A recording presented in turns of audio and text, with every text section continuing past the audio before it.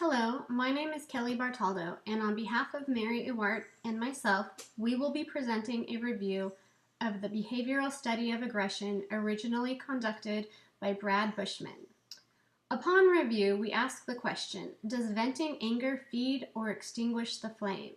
We will objectively look at the theories of catharsis and neo-association and the effects of rumination, distraction, anger, and aggressive responding. The theory of catharsis is one popular and authoritative statement that venting one's anger will produce a positive improvement in one's psychological state. According to the catharsis theory, acting aggressively or even viewing aggression is an effective way to purge angry and aggressive feelings. If venting really does get anger out of your system, then venting should decrease the aggression because people are less angry. In contrast, according to the cognitive neo-association theory, aversive events like frustration, provocations, and hot temperatures produce negative affect. Negative affect, in turn, automatically stimulates thoughts, memories, and expressive motor reactions and psychological responses associated with both fight and flight tendencies. The fight associations give rise to rudimentary feelings of anger, whereas the flight associations give rise to rudimentary feelings of fear. First off, what is anger? Anger is defined as hostile or violent behavior or attitudes towards another, the readiness to attack or confront another individual. Synonyms for anger include hostility, aggressiveness, belligerence, force, and violence.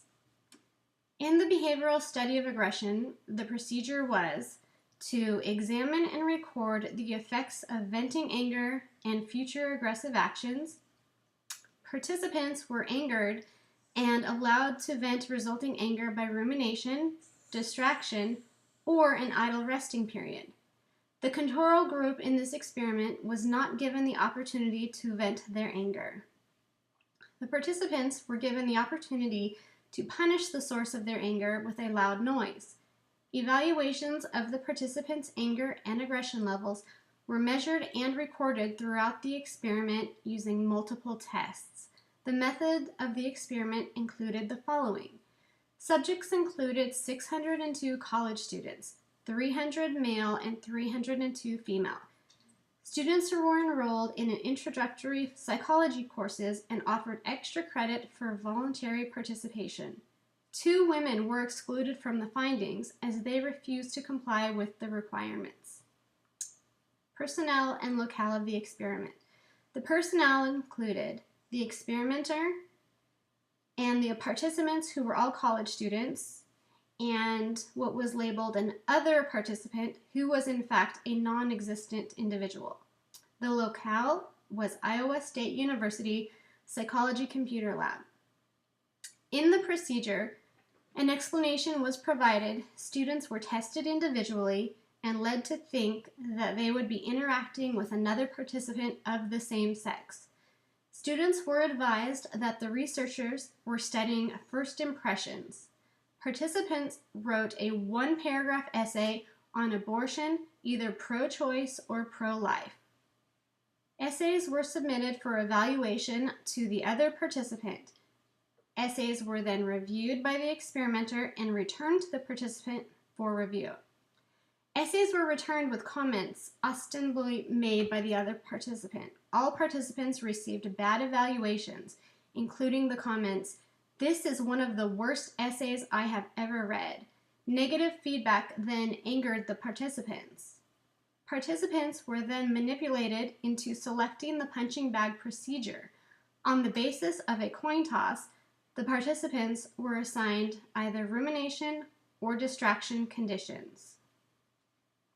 Therefore, 200 participants were told that they should think about their partner while hitting the bag and shown a picture of another Iowa State University student.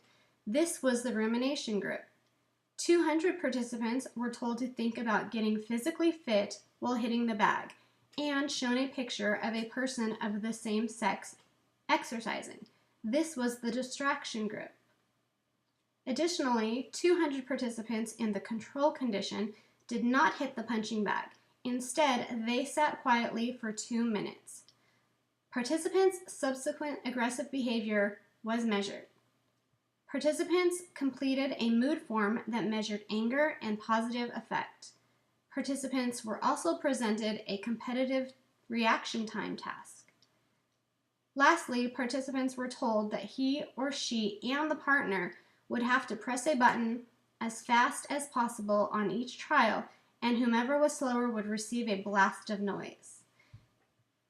And an iMac computer was controlled, and it controlled and measured the events, the reaction time task, recorded the noise levels and sound durations the participant set for the other person. In summation, a full oral debriefing with probe for suspicion followed. The results of the experiment. All subjects believed in the authenticity of the experiment. Counterbalance order did not significantly influence the responses. Participants in the rumination group felt more angry than did the participants in the distraction and control groups. It was discovered that venting was not demonstrative of reducing anger. Venting increased an aggressive response. Participants in the rumination group were more aggressive than participants in the control group. Participants in the distraction and control groups did not differ in terms of how angry they felt. Additionally, engaging in an intense physical activity may increase aggression despite distraction during the performance. Participants in the control group had the lowest levels of anger and aggression. Neither venting nor intense physical activity are effective techniques for managing anger.